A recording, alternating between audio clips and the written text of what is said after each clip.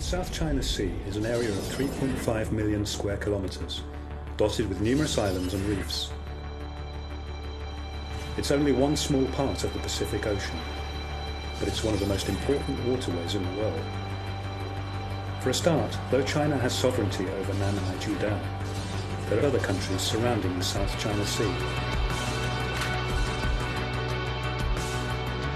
Shipping from all these countries needs to sail through the South China Sea to trade. It's also one of the global ocean superhighways. If a ship wants to reach 8 of the top 10 busiest container ports in the world, chances are it must sail through the South China Sea. So it's not surprising that 200 ships a day pass through these waters. In fact, a lot of the world's merchant fleet by tonnage sails through the South China Sea every year. Take a closer look inside these giant ships, and you'll see everything that fills our shops, factories and homes. It's a key artery of global trade. And it's especially important to the world's second largest economy, China.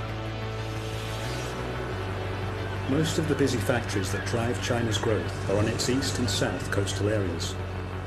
To keep those factories buzzing takes a lot of energy. China is a net importer of energy, and 80% of her imported crude oil is transported through the South China Sea. So the peace and safety of the South China Sea is really important to China's and the world's economy. In 1982, the Third United Nations Conference on the Law of the Sea adopted UNCLOS, a convention on how states should use Earth's oceans peacefully. Over 160 states have so far ratified UNCLOS, including China. Article 17 states that ships of all states, whether coastal or landlocked, enjoy the right of innocent passage through the territorial sea. And Article 19 explains that innocent passage means that such ships must not disturb the peace or threaten others. UNCLOS doesn't make a clear distinction between merchant ships and warships, but many countries do make this distinction, including India, Malaysia, Vietnam and China. They're happy to let all merchant shipping sail through their territorial sea at will, but their domestic laws require foreign warships to request permission to pass through. The USA hasn't ratified UNCLOS and refuses to accept the domestic laws of these countries.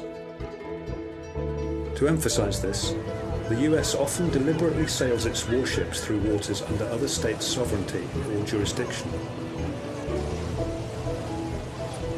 They call this freedom of navigation operations, or FONOPs. In 2015, the US carried out so-called FONOPs in the territorial sea and archipelagic waters of some of different countries, including directed against China in the South China Sea. The American warships didn't sail along the recognized shipping lanes the way merchant shipping does. They deliberately entered the waters adjacent to the South China Sea islands and reefs. As large numbers of ships of all nations sail through the South China Sea every day, there's no evidence that freedom of navigation is under threat here. So in China's eyes, the arrival of the American warship was intentionally provocative, irresponsible and extremely dangerous. Extremely dangerous because the South China Sea is no ordinary region. It's not only important for trade, it's a region where many of the countries that surround it are in dispute about sovereignty and rights. It's potentially a global flashpoint. In 2011, the USA announced a new foreign policy, a so-called rebalancing to Asia that gives greater strategic weight to the Asia-Pacific region.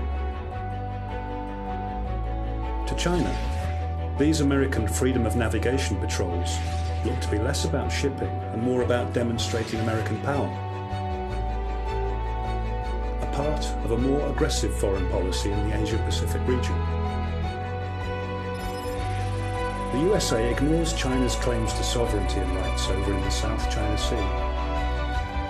To China, these freedom of navigation patrols are not only unnecessary, they only serve to cause tension